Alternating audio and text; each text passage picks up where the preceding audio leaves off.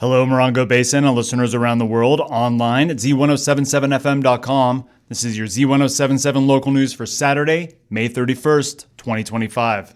A fire broke out in Joshua Tree National Park yesterday, but as of 6 a.m. on Saturday, it's been contained at 40% with an estimated 175 acres affected. At around 12 o'clock noon on Friday, a fire was reported in the Covington Flats area of Joshua Tree National Park. At the time of the report, the fire was around 20 acres, with winds forecast to be 10 to 20 miles per hour in the afternoon. A little over an hour later, the fire had grown rapidly to around 165 acres, and a column of dirty white smoke could be seen rising from the ridge behind Joshua Tree neighborhoods that border the park. Inside the park, initial reports of the fire's point of origin was approximately 900 feet north of Lower Covington Flats Road, near Nolina Peak in the Covington Flats area. 65 personnel had responded to the scene, with BLM and county fire resources called in to help with the containment.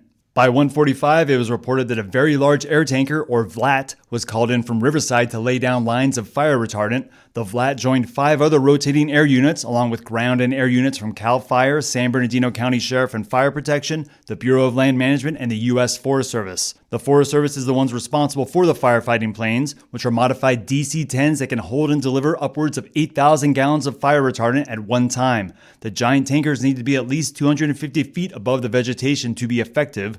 From the ground on the Nancy Carl Trail just a few miles north of the fire, the tankers could be spotted making loops through the smoke, occasionally appearing above the ridge as they swept large circles and set up containment lines. Photos from the Joshua Tree National Park's Instagram show parts of Covington Flats with visible scorching on the ground and around the western Joshua trees in the area, with a hot pinkish-orange stripe where the tankers had laid down the fire retardant. The substance dropped by these flats is called Phos-Chek and gets its bright pinkish-orange color from the iron oxide found in the mixture. According to Perimeter Solutions, which is the company that makes the product, Phos-Chek contains common agricultural and household fertilizer ingredients and may impact more delicate plants, but the fire retardant can be rinsed off with water and the color fades into earth tones within a few days. The Covington Flats area has some of the park's largest Joshua trees, junipers, and pinyon pines, and it's a popular area for hiking and backcountry camping. It's located between the Black Rock Canyon and Joshua Tree and is accessible from Yucca Valley through La Contenta off Highway 62 or from inside the park along Covington Flats Road. The area is a few miles north of Eureka Peak. Our source inside the park says that fighting a fire in the Covington Flats area is a complex situation. Our source inside the park says that fighting a fire in the Covington Flats area is a complex situation as crews have to balance the methods they're using to fight the fire because of the old-growth Joshua trees and other delicate vegetation in the area. The air and ground crews were tasked with stopping the fire's spread while simultaneously trying not to harm or kill the very trees and plants they were fighting to save.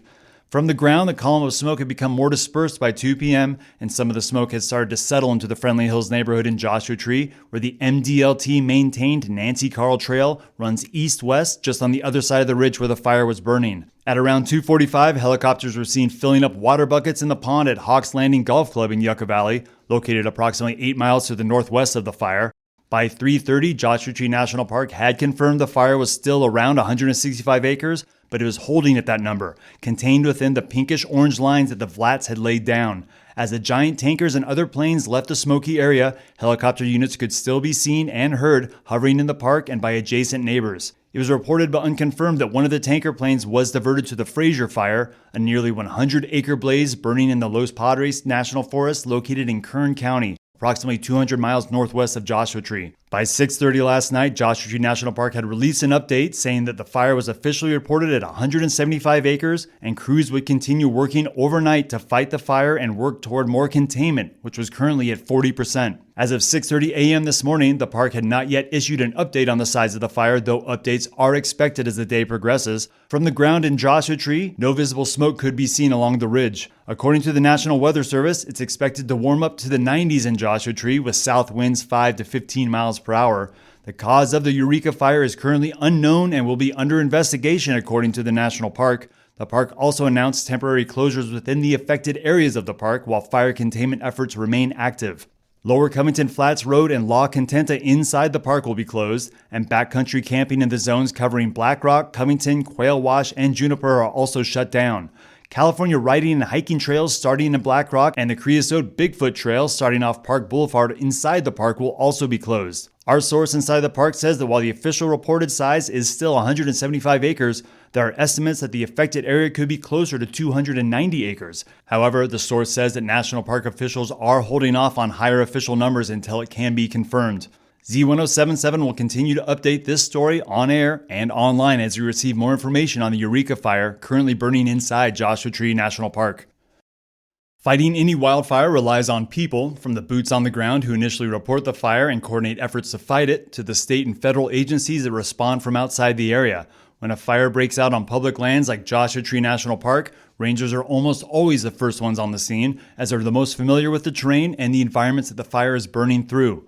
They also may be the only person in an area where the fire is reported, especially in a park like Joshua Tree, which is over 1,200 miles of open desert and rugged mountains. At the beginning of this year, Joshua Tree National Park was already understaffed when the Department of the Interior fired around 1,000 probationary workers across the national park system, resulting in a reduction of 6 rangers at Joshua Tree National Park. Those workers eventually got their jobs back through a federal court who ruled the firings unconstitutional. Those firings and rehirings made big news, including coverage here at Z107.7. However, staffing struggles inside the park remain as rounds of buyout offers and early retirements continue to reduce the workforce inside Joshua Tree National Park, an effort spearheaded by the Trump administration and Elon Musk's Department of Government Efficiency to cut what they call wasteful spending. A hiring freeze was put in place by the Department of the Interior's Secretary Doug Burgum right before the busiest season for most public lands, and that meant that for every employee that was badgered to accept a buyout or take a forced early retirement, the position couldn't be refilled. For Joshua Tree National Park rangers already facing over 3 million visitors a year ahead of the busy spring season, the shrinking skeleton crew of rangers had to work extra hours in positions they don't normally work.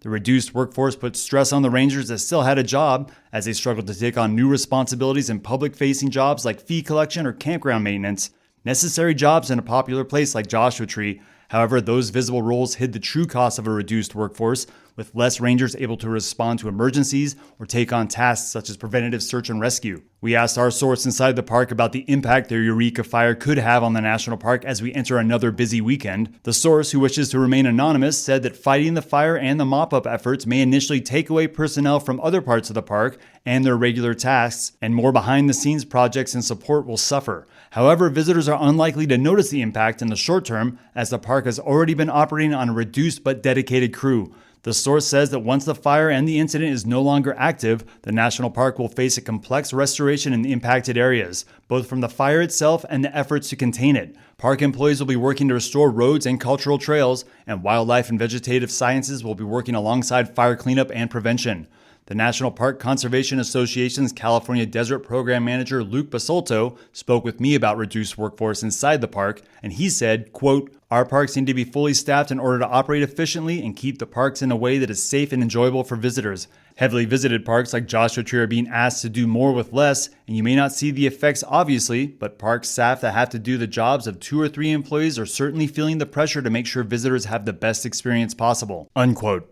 It's hard to imagine what the still burning Eureka fire could have been, as winds were mercifully light and the temperatures were still mild. However, favorable weather conditions aren't the only reason the fire didn't reach catastrophic levels.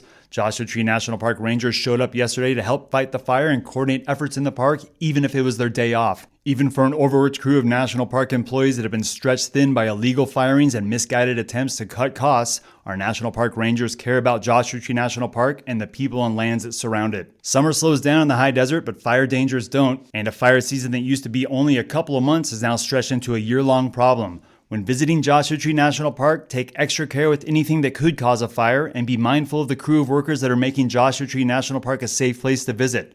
Thank a ranger, a firefighter, a first responder, or anyone who makes an extra effort to preserve and protect our public lands during a time that they're facing threats, both natural and man-made.